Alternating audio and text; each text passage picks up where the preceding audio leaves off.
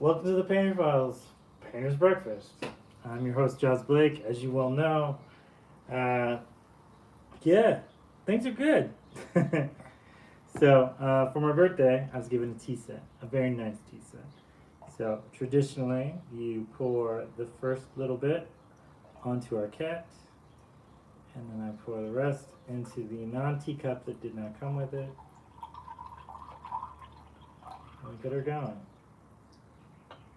And there we go. Tea on the table. um, yeah, how's it going?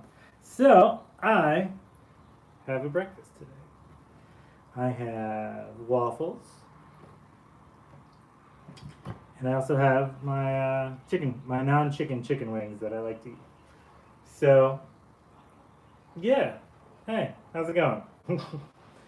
I I don't know that I have a lot going on this week. I've got a little bit going on this week, so I guess that counts. Um, for the most part, I am just gonna work on some artwork. I'm gonna try and figure out the best way to get everything going,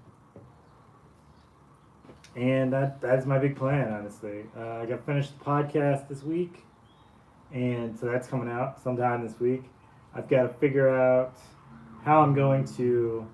I've got a window open because it's hot in here.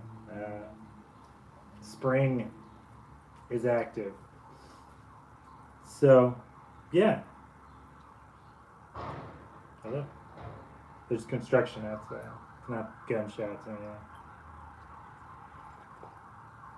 It's too early for gunshots. Yeah. I had myself a bite first. Morning, morning. Mm.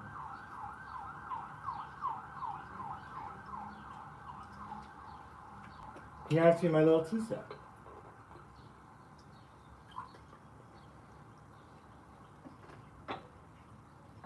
Little happy cat. My little tea cat. So my big plan today is I'm meeting up with Tina for as a late birthday thing. So I've got the painting I did. All of this should be very surprising to her because I don't think she can watch these while she's at work. So the rest of you will know, so don't tell her. Super important. Don't let her know. Don't clue her in. And then, yeah. That's basically about it, honestly. I've been feeling kind of oddly guilty recently. I've been feeling oddly guilty recently on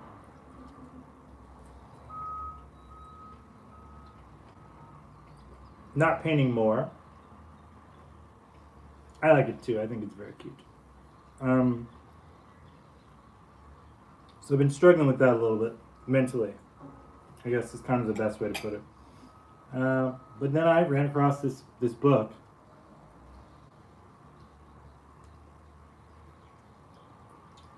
about productivity and how when you feel like you need to take a break, you should take a break. You are not this endless machine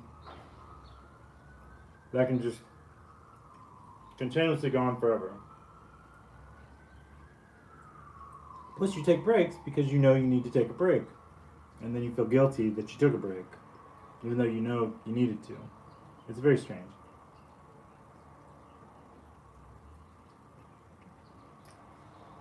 It is an odd mentality.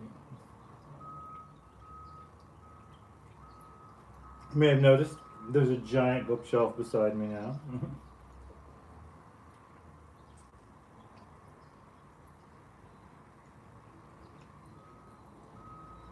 I'm glad it's not just me, and that is relatable. Um, the productivity thing. Maybe we all got new bookshelves. I don't know. I don't know. I've been watching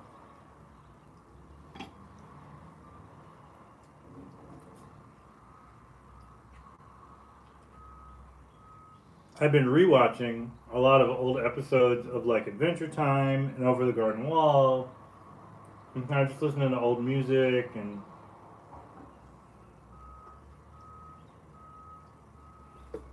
I don't know, like recharging my soul a little bit.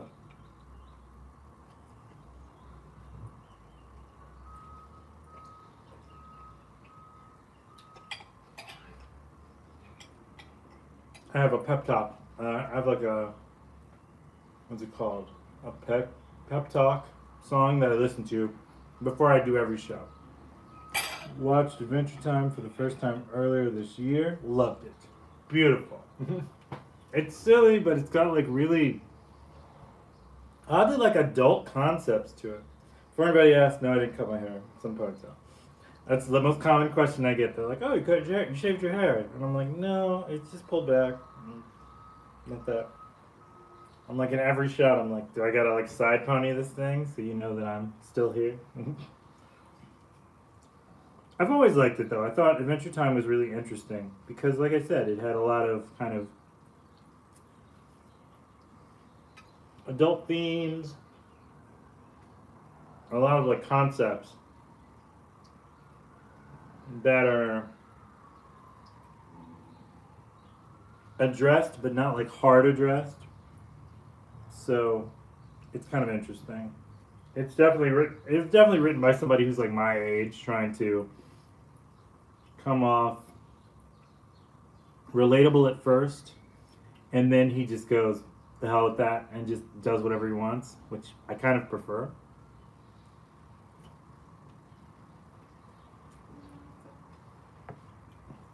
The ungoverned aspect is kind of one of my favorite parts.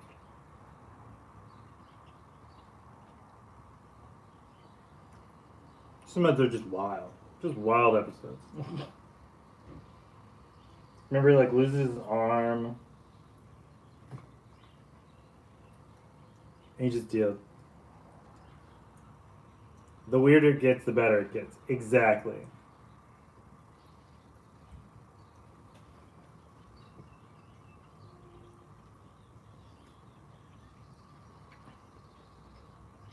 The producers are sitting out by a window that's open at the screen, watching birds go by. You might even hear Mochi doing her little cat noise, type of thing. Um, you never know. Tom's not really one to talk to him. He just stands there and looks at him like, hmm.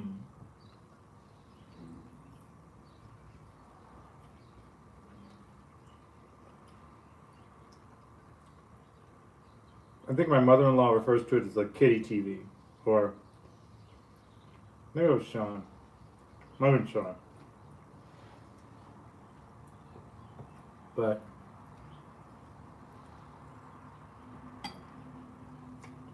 it feels incredibly accurate. Hmm.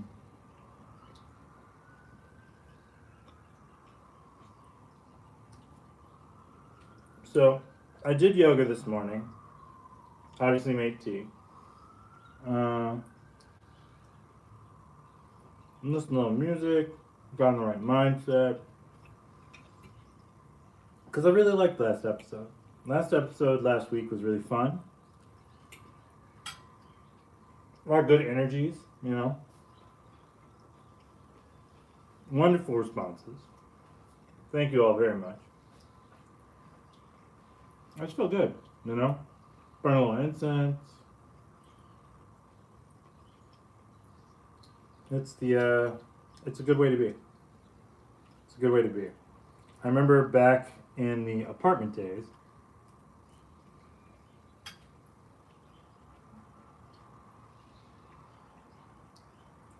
I would try to meditate and chill out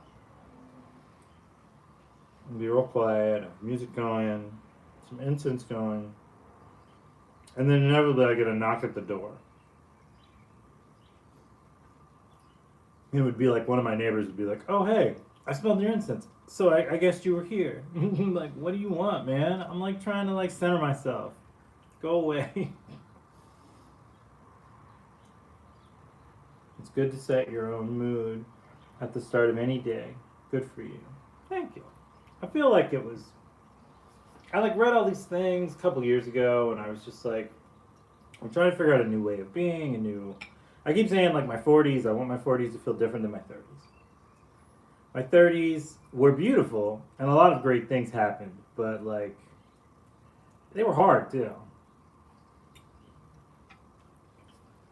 My 20s were insane.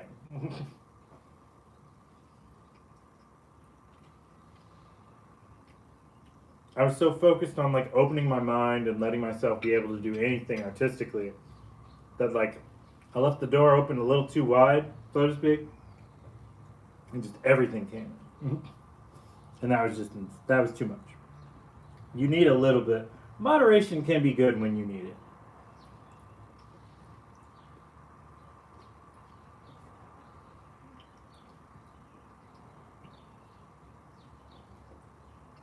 But like you yourself know what that looks like. If you don't, you will. Hmm. Doesn't get any easier each decade, but when you're working on it, it does keep getting better. I might use that for the book.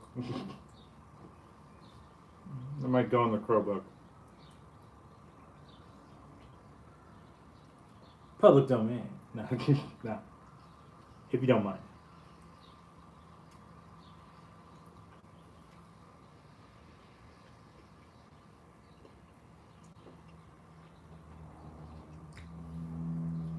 I keep playing with this idea of maybe. Well, good. I'm glad. Um,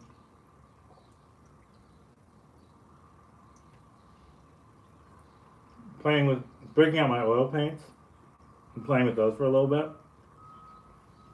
The problem is I don't know what I would do. A lot of what I do now is very dependent on the way ink works, and so as a painter for a very long time, many decades now,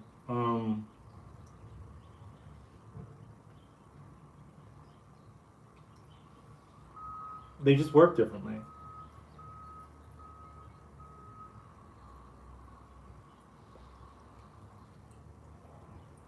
I know I can mix media. That's not an issue.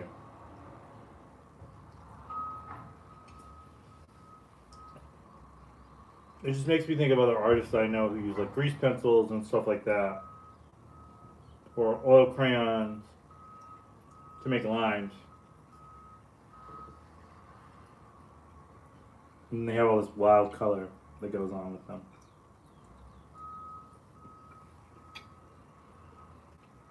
So I don't know.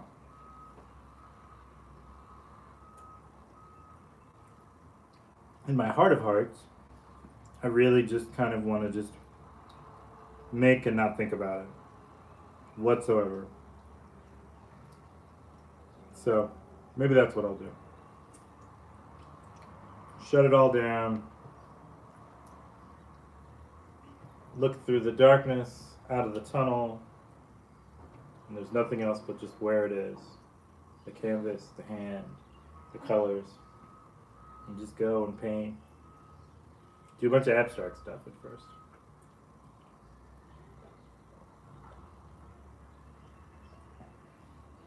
And then go from there. I find it interesting to, like, throughout the years of being a painter, even in art school, I used to get advice from, if you think about it, yeah.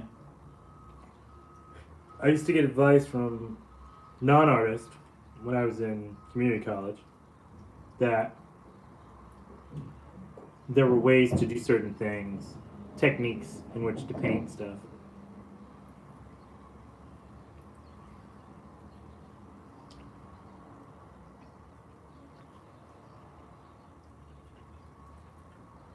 And it was always odd because it was like professional tips from people who either didn't make art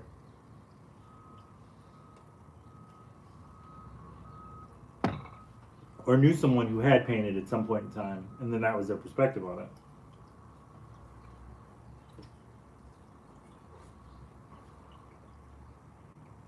I think the problem you run across with that is, as a painter who's made many videos trying to explain videos and podcasts and all these things, trying to explain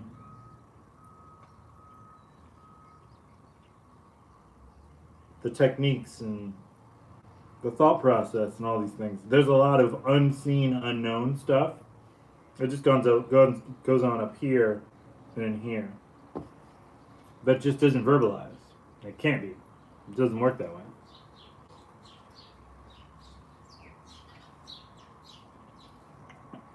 So when a person who is not making art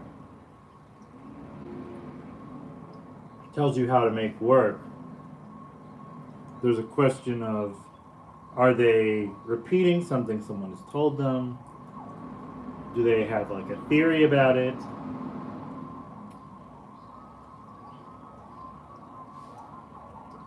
How does it work? And this would be the case if they were a painter or not, to be honest, but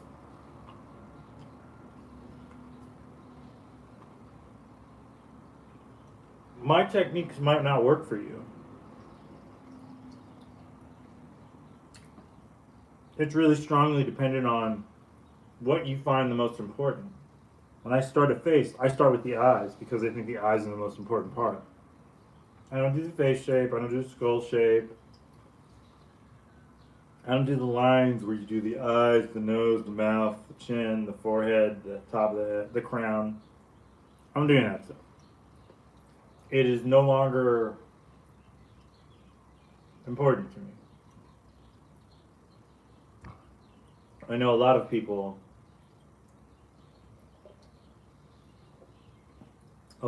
have this theory that like the fundamentals are there because they're fundamental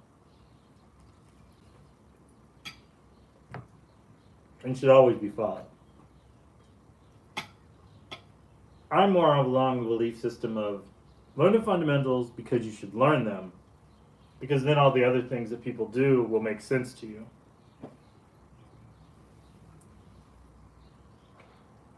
And if you get stuck, you can always kind of go back to them. So you gotta know math and subtraction. If you don't know how to do anything else, you gotta know math and subtraction. You can figure out everything else. Everything else is just extremely long-formed versions of math and subtraction.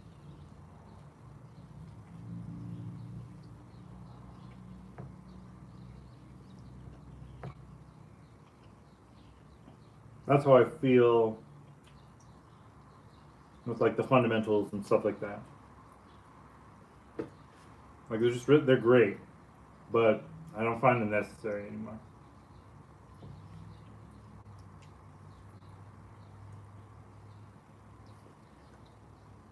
The most important thing are TK. And this cool bastard right here. Mm-hmm. No, I just want to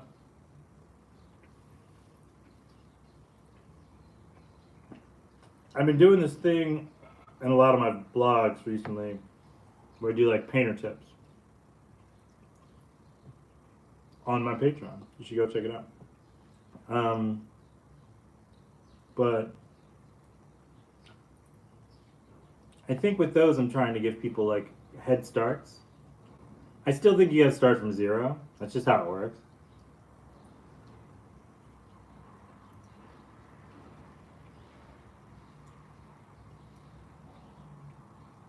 A lot of times in being a mechanic, you have to take things back down to zero before you kind of start working on them, because you don't know the last time anybody did anything to fix something.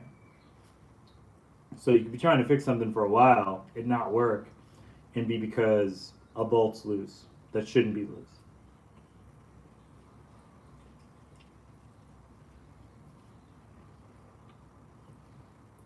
I think painting feels like that somewhere in the middle.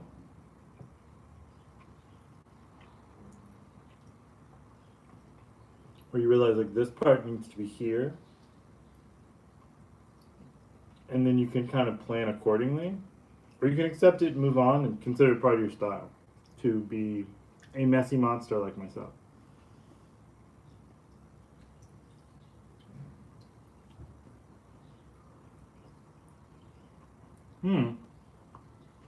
I just think like give yourself all the advantages you can because you're giving them to you. It's not me, it's not anybody else. You're giving those to yourself.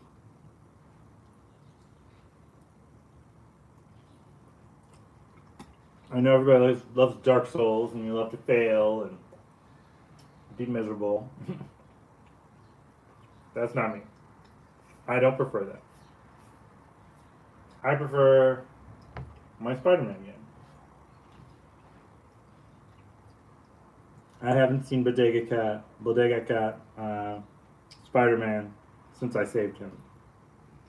Same with writing. Learn the basics so you know what you're doing when you break the rules. Like semicolons. No, I totally get you. But yeah, I just like being Spider-Man. Miles Morales, Spider-Man. The Afro-Latino. And I'm just flying around. I'm just zipping around. Clearing my mind. Doing tricks. And you can do like flips and stuff. And getting cats out of trees. And fighting crime. I like it's very much like Ghost of Tsushima was, like a lot of these other games where you're a main character, you go and try and make the world right. You're not the law, but you feel as if, you want to fix things.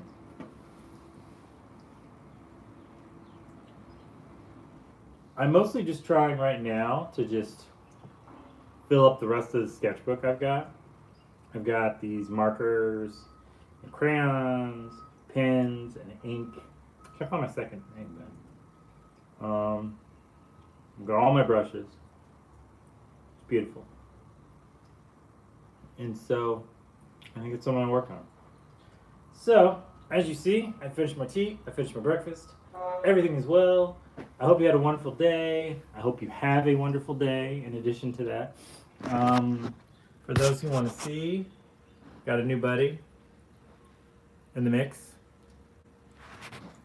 Let me see. Let's show you what the producers have been up to. Well, yeah, no, they're both here. Alright, give me a sec. Producer Mosh, do you have anything to say to your loving audience? No? Just munchkin face. Tom. Anything to say? No? Okay. I guess we're done then. Alright. Love you much. I shall see you later. Later out. Ciao. There we go.